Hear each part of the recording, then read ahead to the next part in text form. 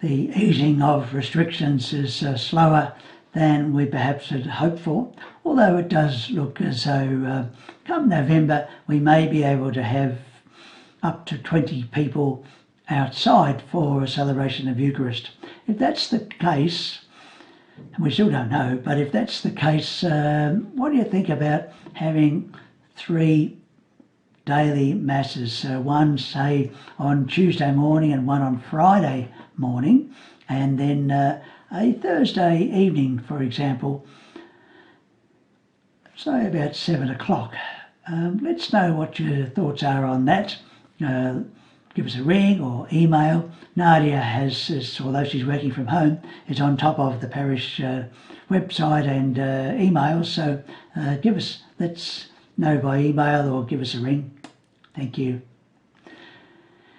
As for the readings, well, in some ways it's same again, folks, isn't it? Like last week, the Pharisees are still trying to find a way to catch out Jesus, to trick him. Remember that they are considered to be the experts in the law and the interpretation of the law.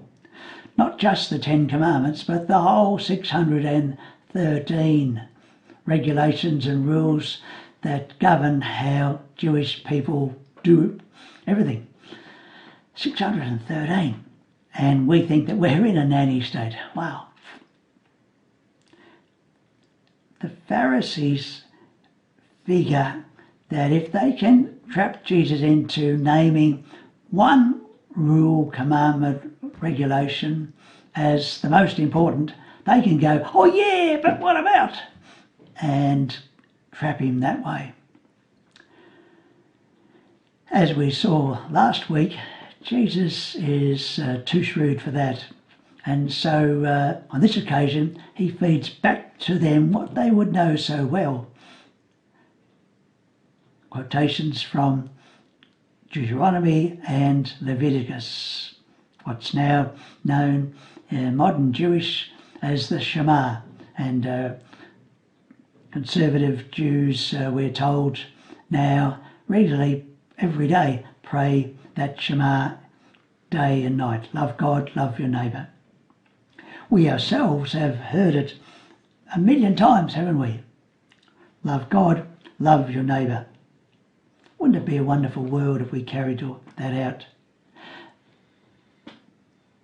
But what does it mean for you in a practical sense today?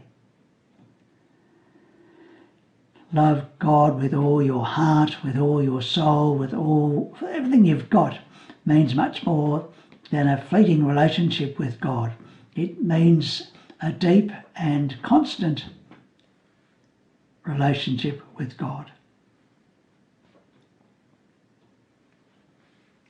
As for the second part of the commandments, love your neighbour as yourself, that's often thought of love your neighbour as you love yourself. I realise that you can't give what you haven't got.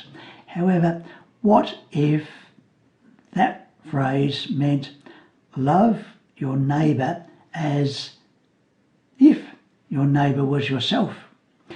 That asks of us to get into the heart and soul of the other person, to walk in their shoes.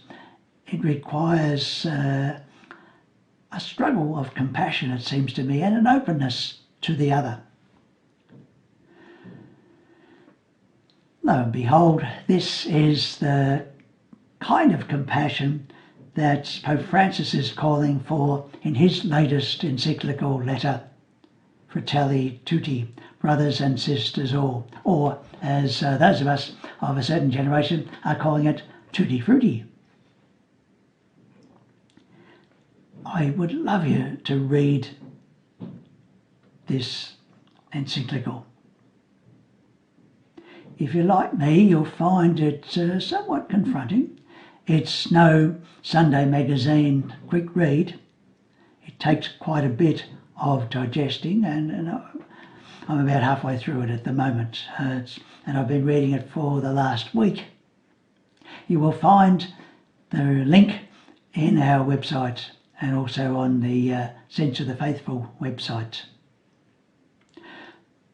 If you're time poor, then turn off weekly nourishment now and go and start reading Tutti Frutti. If you're still with me, how about when we're finished now, our prayer, you go over and read chapter 2 of Fratelli Tutti. Chapter 2 is a brilliant look at the Good Samaritan. The Good Samaritan, you will remember and realise, is Luke's version of the lawyer's question, but who is my neighbour?